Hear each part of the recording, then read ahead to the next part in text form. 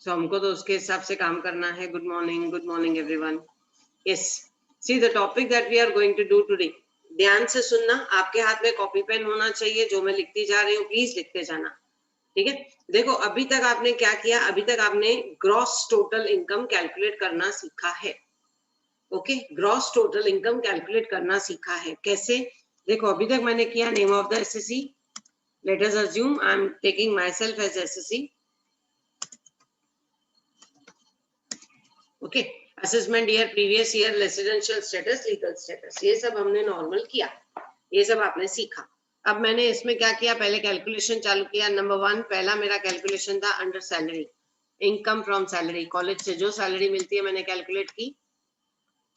उसके बाद second, I have income from house property, I have a property जिसमें जो रेंट पे दी हुई है और उसमें से मुझे इनकम होती है। चलो ये भी हो गया। उसके बाद बिजनेस, मान लो शाम के टाइम पे मैं एक बुटीक चलाती हूँ, तो ये मेरा बिजनेस हो गया। उसके बाद income from capital gains, I am having my investments in shares and stocks, तो मुझे कैपिटल गेन्स भी होता है, ठीक है। उसके बाद फिफ्थ इनकम मेरा, कभी मुझे डिविडेंड मिल गया, कभी इंटरेस्ट ऑन बैंक अकाउंट मिल गया, कभी किसी बुक लिखने का रॉयल्टी मिल गया, कभी पेपर चेकिंग के चार्जेस मिल गए, तो ये हो गया मेरा इनकम फ्रॉम अदर सोर्सेस। ये सब मैंने जब टोटल कर लिया तो मुझे मिला ग्रॉस टैक्सेबल या ग्रॉस टोटल इनकम, जो भी आप बोलो उसको, total income, GTI, we call it as GTI. GTI is your gross taxable income या gross total income, whatever you say. अब इसमें से मुझे माइनस करने हैं डिडक्शंस, ठीक है। अब हमें माइनस करने हैं डिडक्शंस। तो जो चैप्टर आज हम लोग करने वाले हैं वो ये है डिडक्शंस। इसको हम बोलते हैं deductions under chapter 6A। Okay, deductions under section, deductions under chapter 6A. Please remember, दो terms आते हैं, एक आता है exemptions और एक आता है deductions. What is exemption? What is deduction? Exemption means जो एक particular head of income में मिले, ठीक है। और deductions means जिसका कोई specific, no specific head। अब इसका मतलब क्या, जैसे इनकम फ्रॉम सैलरी है, इनकम फ्रॉम सैलरी आपको मालूम है उसमें under section 16(1), under section 16(2), under section 16(3) हमको डिडक्शंस मिलते हैं। 16(1) में आपको मिलता है स्टैंडर्ड डिडक्शन, 16(2) में मिलता है एंटरटेनमेंट अलाउंस का डिडक्शन, 16(3) में मिलता है प्रोफेशन टैक्स का डिडक्शन। फिर अगर हाउस प्रॉपर्टी बोला जाए तो under section 24(1) standard deduction, under 24(6) interest on borrowed funds. ये है एग्जेम्पशंस। एग्जेम्पशंस सिर्फ उसको मिलेंगे जिसका वो हेड ऑफ इनकम जिसको एप्लीकेबल है। जिसको सैलरी मिलती है वो सैलरी के डिडक्शंस लेगा, जिसको हाउस प्रॉपर्टी मिलती है उसको हाउस प्रॉपर्टी के डिडक्शंस मिलेंगे। लेकिन डिडक्शंस सबको मिलते हैं। डिडक्शंस आपके ग्रॉस टैक्सेबल इनकम यानी कि जीटीआई में से निकलते हैं। So there is no specific head of income जिसके अंडर में डिडक्शंस मिलते हैं, ठीक है। I hope this concept is clear. अब ये डिडक्शंस कौन से हैं, तो ये डिडक्शंस पूरे स्पेसिफाई किए गए हैं अंडर चैप्टर 6A। अब हम लोग आते हैं डिडक्शंस के पार्ट पे, मेन पार्ट ऑफ डिडक्शंस। सी, सबसे पहले जो डिडक्शन हमको करना है, एक आता है इसमें पहले सेक्शन, सिर्फ चार्जिंग सेक्शन जिसको बोलते हैं, यानी कि इंट्रोडक्शन, इंट्रोडक्टरी सेक्शन, या आप इसको नाम दे दो charging section. Section 80A. What is this section 80A? Section 80A is nothing but it tells you that at any cost, at any point of time, the total deductions cannot be more than GTI. ठीक है, total deductions can not be more than GTI. इसका मतलब क्या, मान लो मेरा GTI है, late us assume 10 lakh, सब तरीके से मेरी इनकम हो गई 10 लाख रुपीस, और मेरे डिडक्शंस अंडर चैप्टर 6A क्या है वो डिडक्शंस, वो तो हम सीखेंगे। पर मान लो वो डिडक्शंस में जब टोटल अप करती हूँ तो वो डिडक्शंस होते हैं 11 लाख रुपए। ठीक है, वो डिडक्शंस होते हैं 11 लाख रुपए। तो मुझे क्या लिखना पड़ेगा, आगे लिखना पड़ेगा limited to GTI, limited to GTI 10 lakh rupees, और मेरा नीचे अमाउंट यानी कि नेट टैक्सेबल इनकम आएगा, नेट टैक्सेबल इनकम आएगा नील। ठीक है, ऐसा कभी नहीं होगा कि मेरा नेट टैक्सेबल इनकम आएगा -1 लाख। -1 लाख मतलब क्या, गवर्नमेंट तुमको घर पे जाके पे करके आएगी? तुमने इनकम कमाया, oh we are very sorry, deductions बहुत ज्यादा है तुम्हारे, तुमने 10 लाख कमाया, 11 लाख डिडक्शन है, चलो 1 लाख हम तुमको वापस देके जाते हैं, ऐसा कभी भी नहीं होगा। इसके लिए section A introduction chapter, introduction paragraph है, इंट्रोडक्टरी सेक्शन है। ये इंट्रोडक्टरी सेक्शन क्या बोलता है, at any point of time your deductions should not be more than GTI, your deductions should not be more than GTI. आप नील करके ले सकते हो, माइनस में नहीं ले सकते। ठीक है, नील करके ले सकते हो, माइनस में नहीं ले सकते। तो चलो ये हो गया समझने की बात, सिर्फ कहने की बातें हैं, समझने की बातें हैं ये। मेन आते हैं हम लोग आगे अभी अदर सेक्शंस पे। Section 80C। Now this section 80C stands for savings.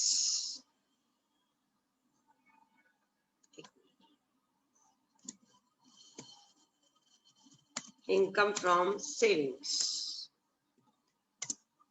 ठीक है, income from savings, section 80C। अब ये डिडक्शन किसको मिलता है सेक्शन 80C का, एक इंडिविजुअल को, प्लीज नोट डाउन करते जाना कॉपी में, एन इंडिविजुअल और HUF। HUF is Hindu undivided family, दोनों को 80C का डिडक्शन मिलता है। बाकी जॉइंट स्टॉक कंपनी, पार्टनरशिप, इनको 80C का डिडक्शन नहीं मिलेगा। It is applicable to individual और HUF ओनली।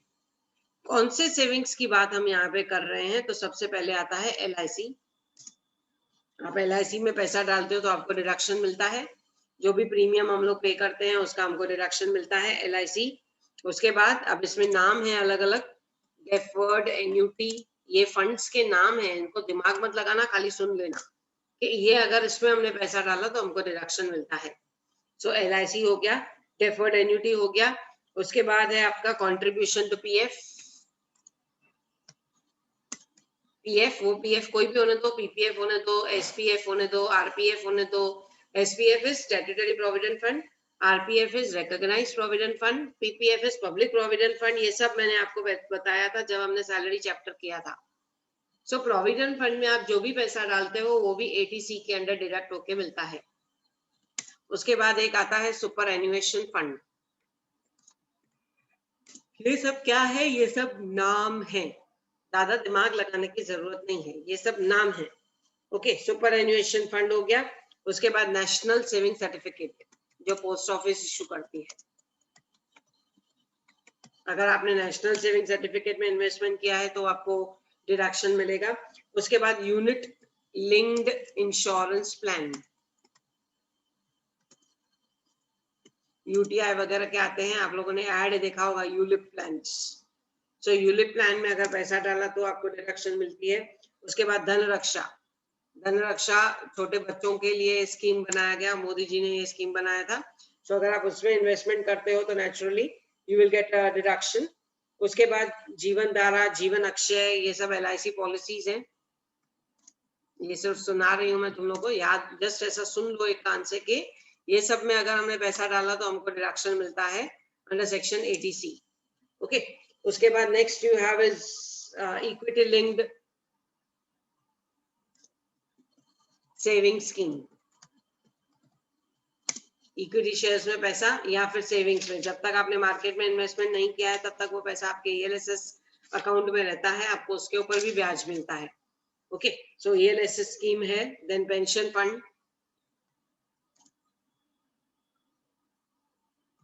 किसी भी कंपनी का, LIC हो, UTI हो, उनका पेंशन फंड जो आता है that is deductible. Then home loan account, housing finance, deposits,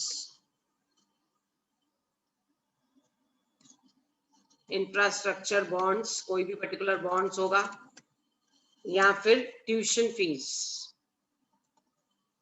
मैं अपने बच्चे की जो भी फीस भरती हूँ उसमें पूरी फीस नहीं, सिर्फ ट्यूशन फीस। आप अगर अपने रिसिप्ट में देखोगे तो आपका ट्यूशन फीस कुछ 800 रुपए है। So that tuition fees is also considered as an investment, as a income from as a saving. Okay, so savings में जो भी पैसा हमने डाला, ठीक है, सेविंग्स में जो भी पैसा हमने डाला या उसमें से हमें जो भी इनकम हुई, that is called as, that is deductible under section 80C. That is deductible under section 80C. Just एक पॉइंट हम लोग यहाँ पे थोड़ा चेंज कर लेते हैं। इनकम फ्रॉम सेविंग नहीं लिख के आई शुड राइट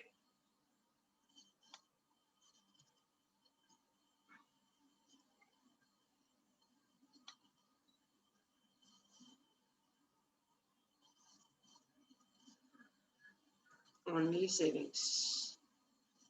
इनकम नहीं, यहाँ पे हम इन्वेस्टमेंट की बात कर रहे हैं, पैसा डालने की बात कर रहे हैं।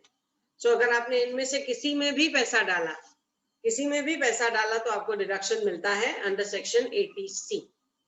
ओके, 1 मिनट के लिए ये पॉइंट्स दिमाग में डालो, देखो, रीड करो। If you find any difficulty you ask me, नहीं तो मैं आगे बढ़ रही हूँ towards amount of deduction. I am stopping just for 1 minute. आप देख लो, देखो आपको कुछ डाउट है क्या है, कौन सा अमाउंट कहाँ पे, या ये वर्ड क्या है। अगर आपको नहीं समझ में आया you can ask me, otherwise I will move ahead with amount of deduction. 80C में सेविंग्स, सेविंग्स आपने किसी में भी सेव करके पैसा डाला, पैसा बचाने के लिए इन्वेस्टमेंट्स जिसको आप बोलते हो, किसी में भी आपने इन्वेस्टमेंट्स किया, LIC में, डेफर्ड एन्युटी में, PF में, superannuation fund, national saving certificate, ULIP plan, Dhan Raksha plan, जीवन धारा, जीवन अक्षय, कहीं पर भी पैसा डालो आपको डिडक्शन मिलता है अंडर सेक्शन 80C। ओके, अब ये अमाउंट ऑफ डिडक्शन कितना है? 1.50 lakhs, यानी कि 1.5 लाख रुपया। 1.50 lakhs मैक्सिमम। तो आप जो भी इन्वेस्टमेंट करोगे 1.5 लाख रुपया maximum investment, that will be allowed as amount of deduction under chapter 6A। Maximum 1.5 lakh है, मिनिमम जितना आप करोगे। मान लो मेरी सैलरी 10 लाख रुपया है और मैं उसमें से सिर्फ 1 लाख ही इन्वेस्टमेंट कर रही हूँ, LIC में डाल रही हूँ, तो मुझे डिडक्शन 1 लाख का ही मिलेगा। हाँ, मैं 2 लाख कर रही हूँ तो मुझे डिडक्शन 1.5 लाख का मिलेगा।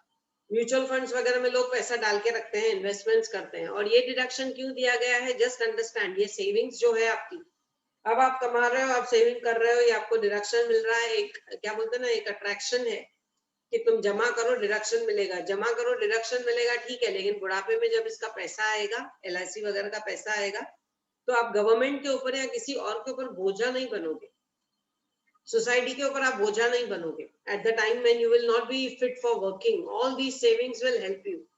ये लोग देखा, आपने देखा होगा म्यूचुअल फंड्स में जिन्होंने शुरुआत में इन्वेस्टमेंट किया था 1990 में, आज वो लोग करोड़ ऑफ रुपीस बना के बैठे हैं। वो म्यूचुअल फंड्स का पैसा करोड़ ऑफ रुपीस में हो गया। तब मार्केट बिल्कुल 8,000 पे था, फिर 40,000 पे गया, फिर 8,000 पे गया, फिर again now it is booming towards 43-44,000। सो जो म्यूचुअल फंड्स में पैसा जिन्होंने शुरू में डाल के रखा था, आज उनके पास करोड़ ऑफ रुपीस है। तो ये इन्वेस्टमेंट है। अगर ये इन्वेस्टमेंट नहीं करते तो ये लोग आज हमारे ऊपर बोझा होते, मतलब सोसाइटी के ऊपर बोझा होते, गवर्नमेंट उनको सेटल करती। अब गवर्नमेंट को टेंशन लेने की जरूरत नहीं है, क्योंकि उन्होंने अपने बुढ़ापे के लिए, अपने घर के लिए बना के रखा है। तो ये है फ्यूचर इन्वेस्टमेंट्स। बिलीव मी, कुछ ऐसे लोग हैं जो इन्वेस्टमेंट्स में बिलीव नहीं करते हैं। वो लोग बोलते हैं जितना हाथ में मिला उसमें से टैक्स माइनस करो, बाकी हम खाएंगे पिएंगे मजा करेंगे। They don't go for these investments कि नहीं किट है, हर साल याद रखना पड़ता है, LIC में कितना डालना है, इसमें कितना डालना है, उसमें कितना डालना है। ऐसे भी लोग हैं। लेकिन फिलहाल जब हम डिडक्शन सीख रहे हैं तो हमारे लिए एक ये डिडक्शन है under section 80C, savings, that is for individual और HUF, 1.5 लाख रुपए का amount invested in so and so, number of options are there, आपने जहां पे भी इन्वेस्टमेंट किया आपको डिडक्शन मिलेगा। ठीक है, कुछ डाउट है तो पूछो, नहीं तो हम लोग आगे बढ़ते हैं टुवर्ड्स थर्ड डिडक्शन।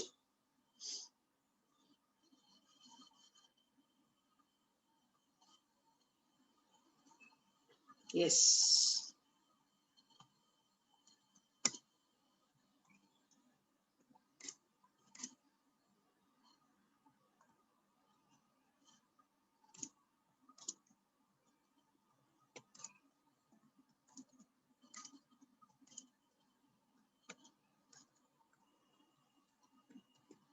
देखो कुछ पेंशन फंड्स ऐसे हैं जो इस लाइन में कवर्ड नहीं है, मैं शेड कर रही हूँ, आप देख सकते हो। सभी पेंशन फंड्स इस लाइन में इंक्लूडेड नहीं है। जैसे एसबीआई का पेंशन फंड है, एलआईसी का पेंशन फंड है, इसमें इंक्लूडेड नहीं है। तो अगर आपने कोई अलग से पेंशन फंड लिया, जैसे मैंने एलआईसी का पेंशन फंड में इन्वेस्टमेंट किया हुआ है, तो उसका डिडक्शन 10,000 रुपया हर साल मेरा उधर जाता है, तो उसका डिडक्शन मैं अलग से मांगूंगी। 1.5 लाख रुपया मेरा इन्वेस्टमेंट है, पीएफ में है, देन पीपीएफ में है, राइट, म्यूचुअल फंड्स में है। 1.5 लाख रुपया मेरा इन्वेस्टमेंट वो, और 10,000 मैंने इसमें डाला हुआ है एलआईसी पेंशन फंड में, उसको मैं मांग रही हूँ अलग से, तो that will not be allowed. So eighty C, eighty CCC, eighty CCE, eighty CCE बोलता ही खुद का नाम उसने दे दिया है टोटल डिडक्शन। एटीसी बोलो, सीसी बोलो, ट्रिपल सी बोलो या सीसीई बोलो, तीनों का डिडक्शन आपको मैक्सिमम 1.5 लाख रुपया मिलेगा। इसके लिए आपको इसको ज्यादा याद रखने की जरूरत नहीं है, ठीक है। एक मिनट रुको, उसको ये मैक्सिमम डिडक्शन 1.5 लाख रुपया, सो इसको अलग से याद रखने की जरूरत नहीं। It is nothing but your pension fund और योर इन्वेस्टमेंट। कुछ ऐसी इन्वेस्टमेंट जो ऊपर कवर्ड नहीं है, इसके लिए हमने इसको यहाँ पे दिखा दिया। तो बस उतना याद रखना, क्योंकि बहुत बार ऐसा होता है कि आपके डिडक्शंस, बहुत बार ऐसा होता है कि डिडक्शंस एटीसी अलग दिया रहेगा, एलआईसी प्रीमियम दिया रहेगा और पेंशन फंड अलग दिया रहेगा, तो उसको आप 80 ट्रिपल सी में करके दिखाना। टोटल दोनों का 1.5 लाख रुपया मैक्सिमम, उससे ज्यादा नहीं। यहाँ पे हमने 15 लाख लिख दिया, इट्स 1.5 लाख रुपया। सो 1.5 लाख से ज्यादा आपको अलाउड नहीं है,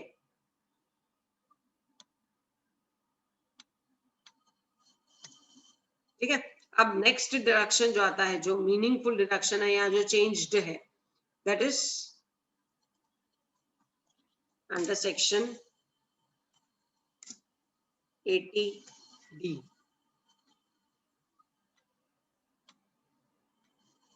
अंडर सेक्शन 80D, ये 80D क्या है? मेडिकल इंश्योरेंस प्रीमियम पेड, ठीक है, मेडिकल इंश्योरेंस प्रीमियम पेड। ये डैश को दे दिया उसने।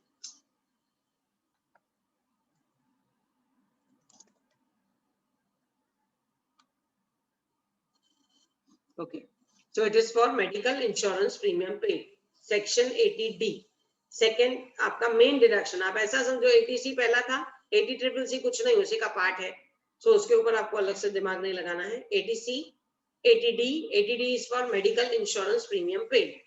अब ये मेडिकल इंश्योरेंस प्रीमियम, जिसको आप नाम देते हो मेडिक्लेम, ओके, ये मेडिक्लेम आप किसके लिए पे करोगे? मेडिक्लेम बोलते हैं जिसको, ये मेडिक्लेम आपको अलाउड है if you have paid it for self, if you have paid it for spouse, spouse मतलब हस्बैंड है तो वाइफ, वाइफ है तो हस्बैंड, ओके।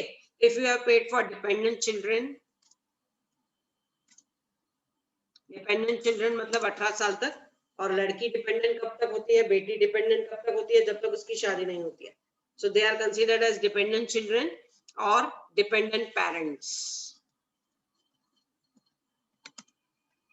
आपके माँ बाप जो आपके साथ रहते हैं, उनके लिए भी अगर आप मेडिक्लेम पे कर रहे हो, तो ये मेडिक्लेम का डिडक्शन आपको मिलेगा, okay. Remember it properly, under section 80D mediclaim का डिडक्शन मिलेगा। किसको मिलेगा? हाँ, और लेकिन इसकी एक शर्त है। शर्त क्या है? It should not be paid in cash, not in cash. Mediclaim आपने कैश में नहीं पे करना है, कैश में नहीं पे करना है। आप बोलोगे, सीधा बोलो ना मैडम, चेक में पे करना है। Cheque, debit card, credit card, whatever it is allowed, DD it's allowed, other than cash, mode of payment should be other than cash। so mediclaim जो आप पे कर रहे हो सेल्फ के लिए, on the health of self, spouse, dependent children और dependent parents। what is the amount of deduction? कितना आपको डिडक्शन मिलता है? जैसे मेरा मेडिक्लेम है 9,000 रुपीज का सेल्फ, तो उसके बाद मैंने उसको अपडेट करवाया, अपग्रेड करवाया फॉर द फैमिली 15,000 रुपए का। फिर मम्मी पापा को अगर मैं उसमें कवर करवाती हूँ तो वो आता है 27,000 रुपए, लेकिन मुझे मैक्सिमम डिडक्शन कितना मिलता है? देखो, amount of deduction is 25,000 for self and spouse and children, ठीक है। अगर आपके डिपेंडेंट पेरेंट्स मतलब very senior citizens, 80 years and above है, आपके माँ बाप, 80 ईयर्स एंड अबव है तो आपका डिडक्शन कितना हो जाएगा 50,000 रुपए। सो यहाँ तो मैक्सिमम 25,000 रुपए for self and spouse and children and senior citizens. 60 years तक हम सीनियर सिटीजन्स बोलते हैं, लेकिन 80 ईयर्स के लोगों को हम वेरी सीनियर सिटीजन बोलते हैं। तो अगर आप किसी वेरी सीनियर सिटीजन का मेडिक्लेम पे कर रहे हो, जैसे मेरे घर में ये एग्जांपल है, my brother in law he is paying for my father in law, father in law is 81 years old, तो उसको जो मेडिक्लेम का डिडक्शन मिलता है वो 50,000 रुपए मिलता है। सो जस्ट अंडरस्टैंड, अगर मैं अपने लिए पे कर रही हूँ या अपने स्पाउस के लिए और अपने डिपेंडेंट चिल्ड्रन के लिए तो 25,000 रुपए, अपने नॉर्मल सीनियर सिटीजन पेरेंट्स के लिए पे कर रही हूँ तो 25,000, लेकिन अगर 80 ईयर्स एंड अबव के लिए पे कर रही हूँ, वेरी सीनियर सिटीजन पेरेंट्स के लिए पे कर रही हूँ तो 50,000 रुपए। तो ये मेडिक्लेम का डिडक्शन है। उसके बाद नेक्स्ट डिडक्शन जो आता है, ये सब प्रॉब्लम्स में आएगा, फिलहाल आप खाली सुनते जाओ, ठीक है। प्रॉब्लम्स में हम लोग इसको करने वाले हैं जब हम लोग टोटल इनकम के प्रॉब्लम्स करेंगे। Next deduction is under section 80DD। Now what is this 80DD? It is for maintenance of a handicapped parent।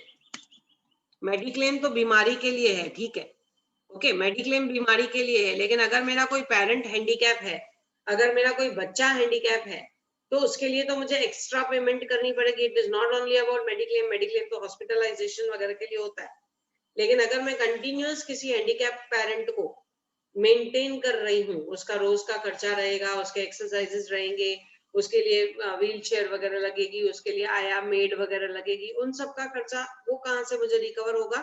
It will be recovered under section 80DD, okay. और ये किसको मिलता है? अगेन ओनली टू इंडिविजुअल और HUF।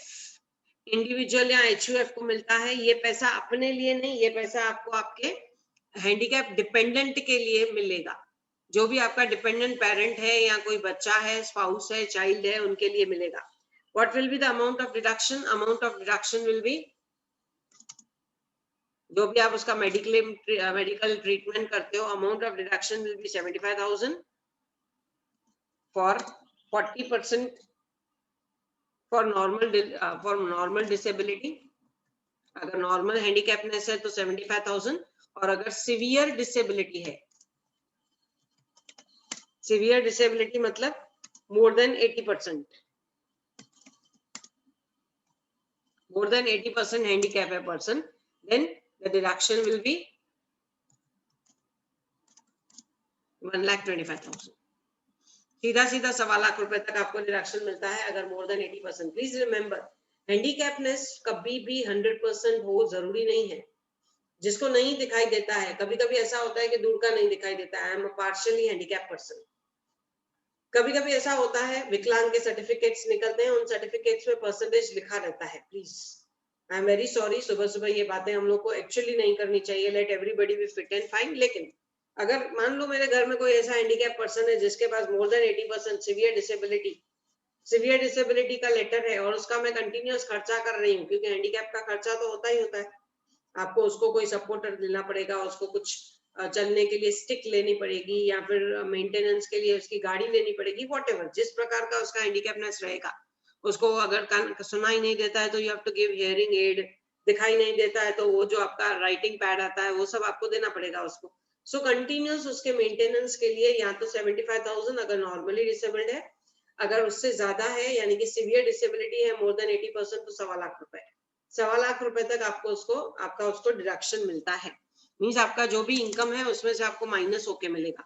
ये क्यों मिलेगा? ताकि कोई ऐसा ना बोल सके कि मेरे घर में कोई हैंडीकैप है, मैं उसको संभालता हूँ पर मेरे पास टैक्स गवर्नमेंट देखती नहीं है, पूरा मेरे ऊपर टैक्स चार्ज करती है। अगर मैं 50 लाख कमा रही हूँ, 50 लाख में मैं 10 लाख रुपए अपने हैंडीकैप के ऊपर खर्चा कर रही हूँ, तो मुझे 1.25 लाख रुपए डिडक्शन होके मिलेगा। अगर वो सिवियरली डिसेबल्ड है, नॉर्मल डिसेबल्ड है तो 75,000। मीन्स मुझे ये शिकायत का मौका नहीं मिलेगा कि देखो मेरे को इतना सारा खर्चा मेरे ऊपर है, गवर्नमेंट देखती नहीं है। वो इनजस्टिस नहीं होना चाहिए, इसके लिए ये डिडक्शंस दिए गए हैं, ओके। उसके बाद आता है deduction for section 80E। 80E is for education loan, interest on education loan। अगर मेरा बच्चा पढ़ने में होशियार है, उसके लिए 10, 15, 20 लाख रुपए मैं उसको डॉक्टरी करवा रही हूँ, 10-15-20 लाख रुपए मैंने एजुकेशन लोन के ले लिए,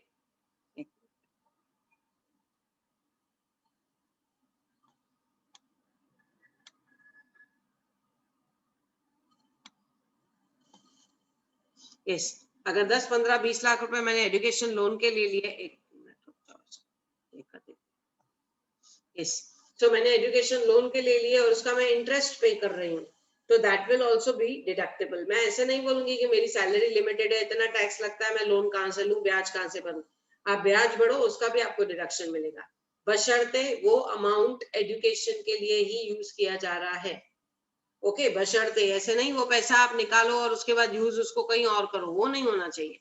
it should be only used for your education purpose, ये एजुकेशन पर्पस के लिए ही यूज होना चाहिए, ये इंपॉर्टेंट है। ओके, उसके बाद नेक्स्ट आता है, यहाँ पे कुछ तो रिवीजन हो गया है।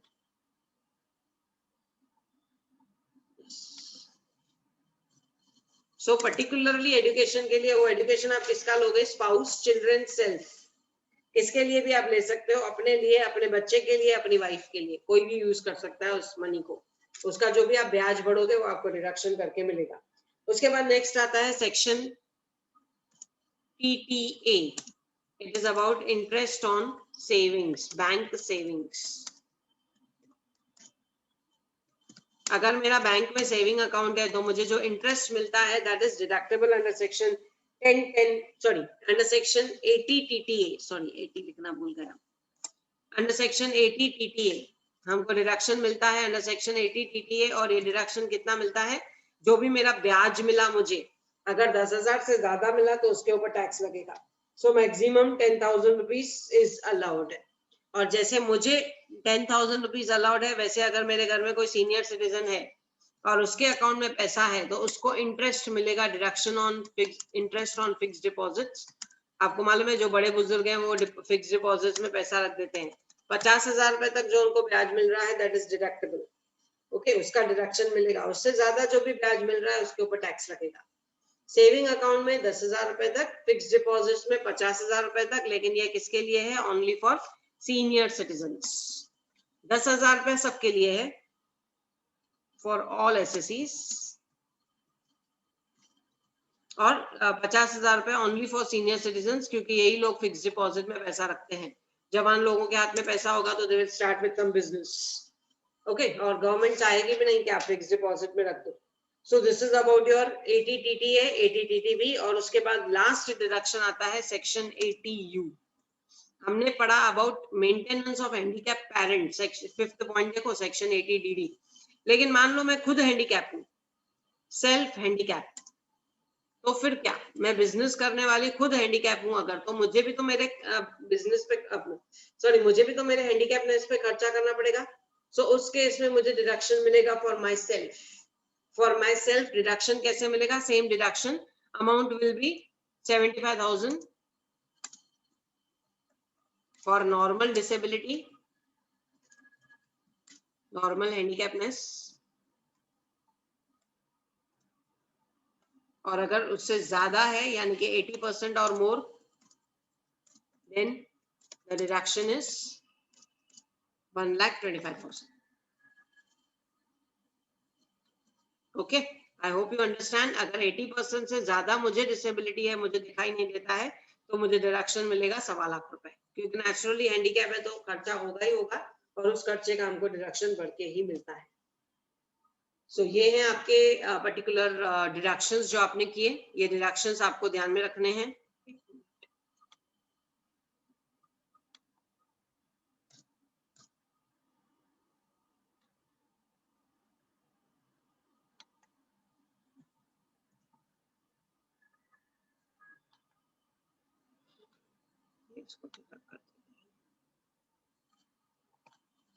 Yes. So this is all about your deductions. ऐसे हमने कितने deductions किए, 8 deductions। याद रखना 8 बोलने के लिए हैं, एक्चुअली ये कितने हैं।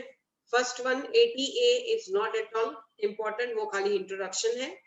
इसके बाद थर्ड वन 80CCC और 80CCE, ये भी सिर्फ बोलने के लिए है। So actually there are 6 deductions only. कौन से 6 डिडक्शंस है, फटाफट हम लोग रिवाइज कर लेते हैं, फिर आप अभी 4 मिनट ही पड़े हैं, और पार्टिसिपेंट्स का क्लिक निकाल लेना।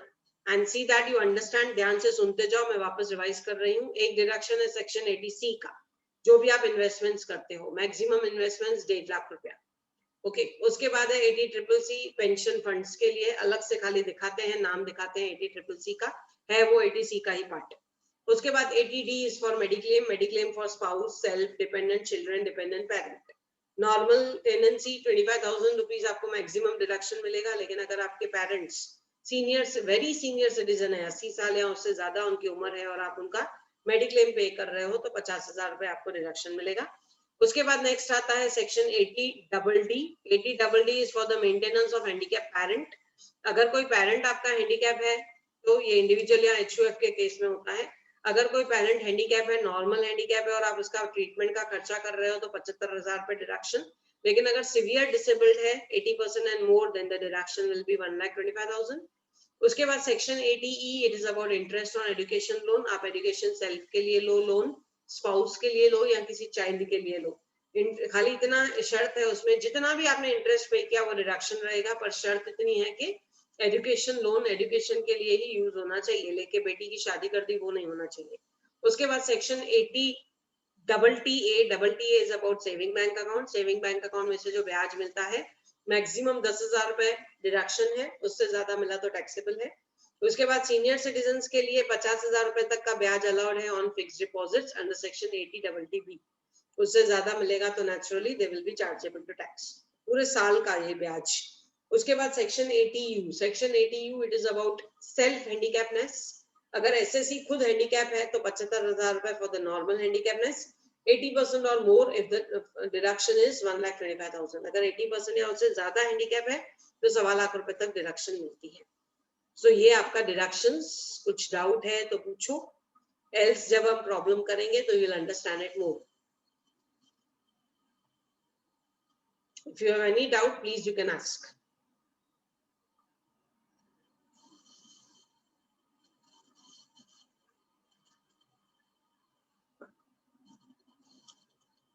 मैं आपको 2 स्क्रीनशॉट्स भेजूंगी, आधे आधे पेज पे एक्चुअली ये डिडक्शंस का प्रोफॉर्मा दिया हुआ है रिवाइज करने के लिए। 2 स्क्रीनशॉट्स, एक्चुअली 2 हैं लेकिन वो 2 नहीं है, वो एक ही है कंटिन्यूएशन में, ठीक है। I'll be sending that screenshot, जरा उसको प्रॉपरली कंसीडर करना। मैं ऊपर लिखूंगी पार्ट 1 पार्ट 2, तो पार्ट 1 पार्ट 2 करके उसको कंसीडर करना और समझ लेना। Yes, HUF is Hindu undivided family. Hindu undivided family जिसमें कर्ता होता है, ठीक है, कर्ता पे हम लोग मेन फोकस रखते हैं। ओके, यस कोमल यादव, कुछ डाउट है? Just 1 minute.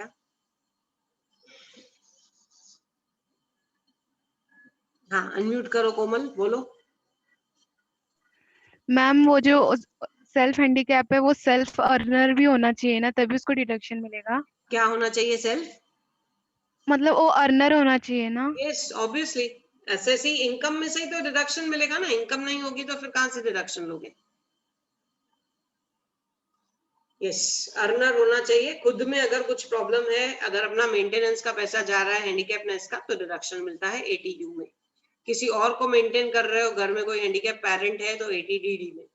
मेडिक्लेम भर रहे हो 80D, इंटरेस्ट ऑन लोन भर रहे हो एजुकेशन लोन 80E, ब्याज मिल रहा है 80TTA। ओके, और कहीं पे इन्वेस्टमेंट कर रहे हो तो 80C। बस इतना याद रखो, आराम से आसानी से प्रॉब्लम हो जाता है। सो चलो, I am stopping with the share. Even if you have certain doubts, थोड़ा हम लोग कंप्यूटेशन प्रॉब्लम करेंगे तो आपको वो डाउट्स क्लियर हो जाएगा। सो चलो, take care, I am ending up with the lecture. Good bye.